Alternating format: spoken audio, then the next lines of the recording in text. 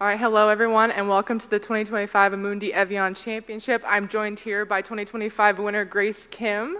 Grace, first of all, congratulations on your first major championship victory. I think we should start off by talking a little bit about the playoff. Could you just talk us through a little bit of your emotions? First hole, hitting that approach shot into the water, and then chipping in, and then playing through the second hole, if you could. Yeah, I mean, obviously I was pretty bummed to find out that my ball was in the middle of the water, but again, it's not quite finished until the very end, and yeah, I wasn't worried.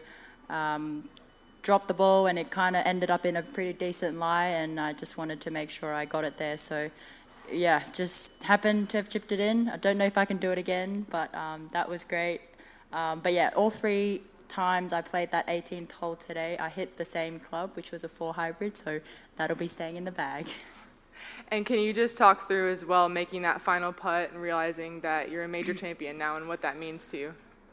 I thought about it before I actually made the putt. Probably shouldn't have, but that's okay. Got me more nervous, and yeah, I remember Ayaka putting in a similar line, but yeah, I think I've had a lot of double breakers this week, and that was one of them for sure. And yeah, just looked straight at the hole. That's what my caddy told me to do, and I did it. Yeah, it was. I don't know what happened. Like, I don't know how I'm in here already since then. Yeah, it just kind of all happened very quickly, but I'm glad that I'm sitting here for sure. And last question from me: when you just look at this week as a whole, from the entire experience you've had, and as well the golf, how would you summarize it? Just a massive tick. Obviously, it's a huge achievement for me. I've had a lot of doubts early this year. I was kind of losing motivation. I kind of had to get some hard conversations done with the team, and yeah, kind of had to wake up a little bit. So to be sitting here next to this trophy is definitely surreal. Yeah, obviously caught a bit of a cold early this week as well, so I was kind of knowing that I wasn't 100%, but again, even if I'm 80%, I'll give my 100% of that 80. So yeah, and there was no stopping me this week. All right, we'll open it up for questions down in the media center. There's Sarah up here, and then we'll move to the Zoom for questions. Grace, obviously a lot of emotion in those final 3 holes. Had to pull a lot out of yourself. Can you just kind of walk us through what was going through your head when you knew you needed to make that chip shot? I had a feeling that it was going to be a good chip shot. I'll definitely take the result. But yeah, just knowing that Gino was going to make a good, just kind of expect the good. She's a good player to make birdie from there as well. So I just knew I had to give it my all. I've lost a shot in the water, so yeah, just used that 58 and chipped it on, and it released and it went in the hole. So don't know how that happened, really. Yeah. Looking at, obviously, the list of Aussies that you join in terms of a major championship winner, it's quite a stout one, and now you and Minji have the last 2 majors.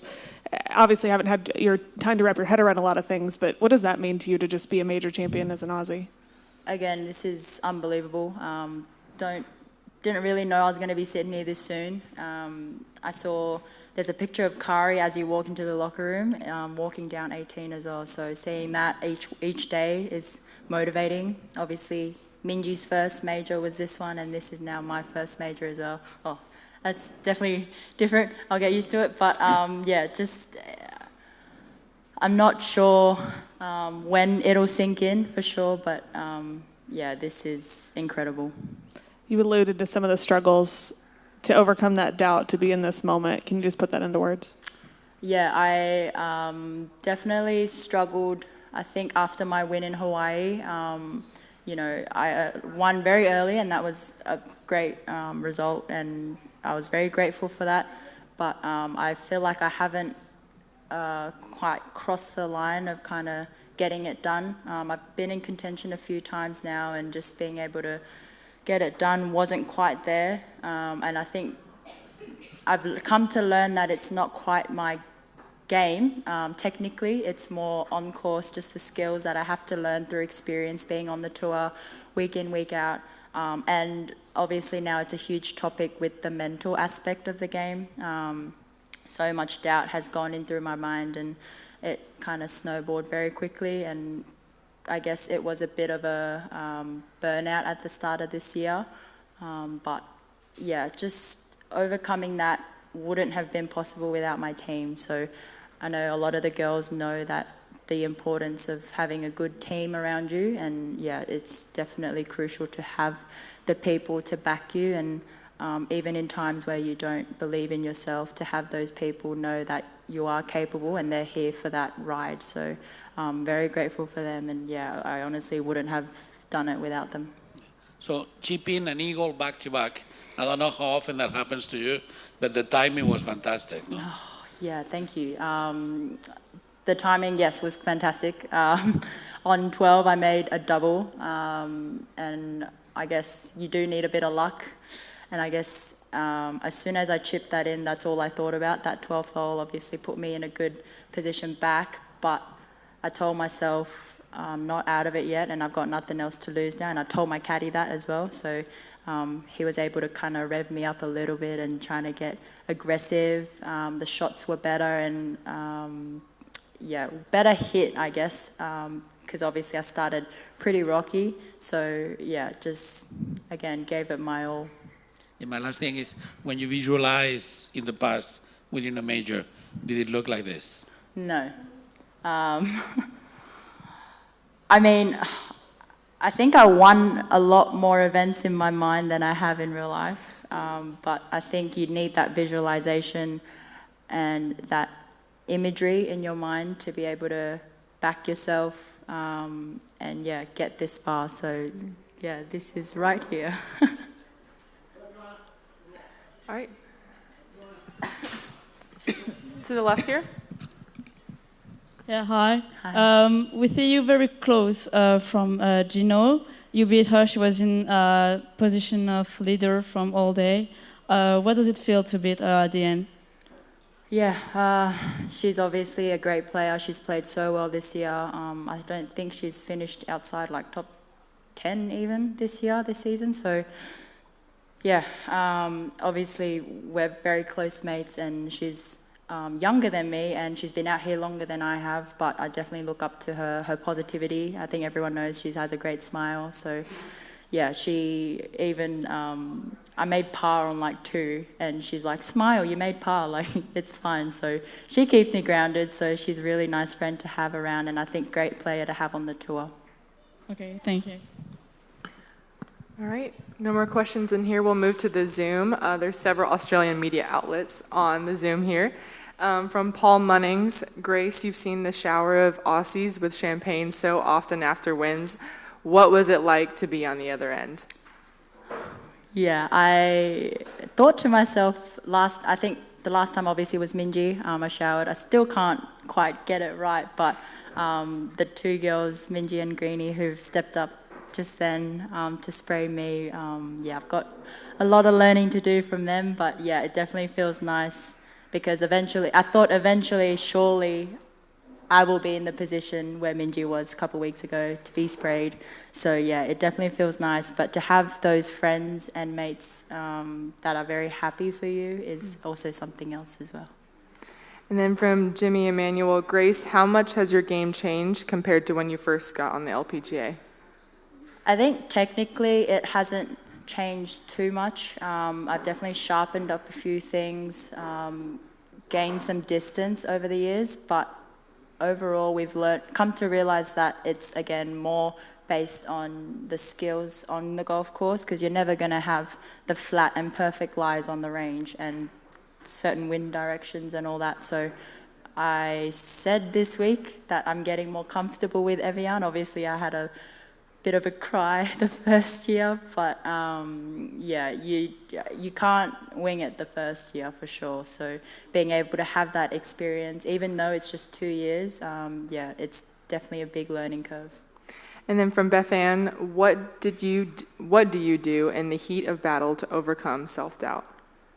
I think your caddy's on your bag for a reason. I do trust my caddy a lot, and I wasn't that nervous again in the playoff.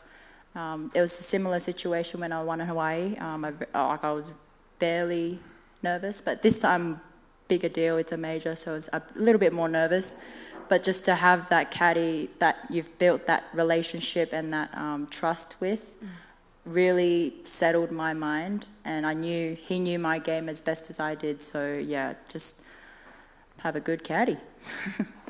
And who brought you the kangaroo? Oh, it was one of the caddy's mates that brought the kangaroo, but yeah, Skippy.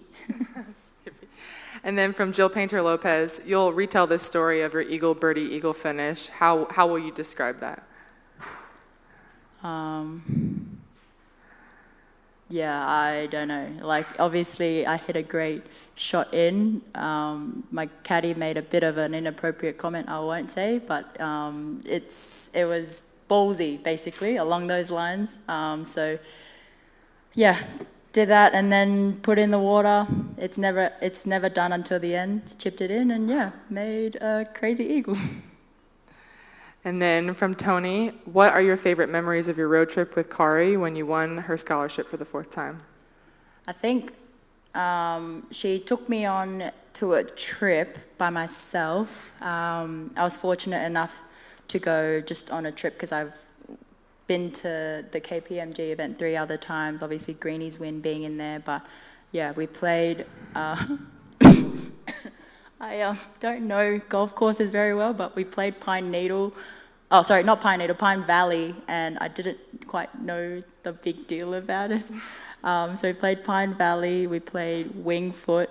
Yeah, it was just an incredible week with her. It was a whole week. We even shared a hotel room. So yeah, a memory that money can't buy. And then another from Jill Painter Lopez. Can you speak to the illness you're battling and what was it like playing through the cough? Yeah, I coughed a fair bit yesterday. I was fine the first 2 days. I felt really bad that I kept coughing over the other players' parts. I was kind of struggling, but it's the tickle in your throat that kills you. So yeah, I had that all of the last 3 days. Probably worse yesterday, but yeah, push through the pain, I guess. And then last question from Adam. Grace, huge congratulations from everyone in Australia.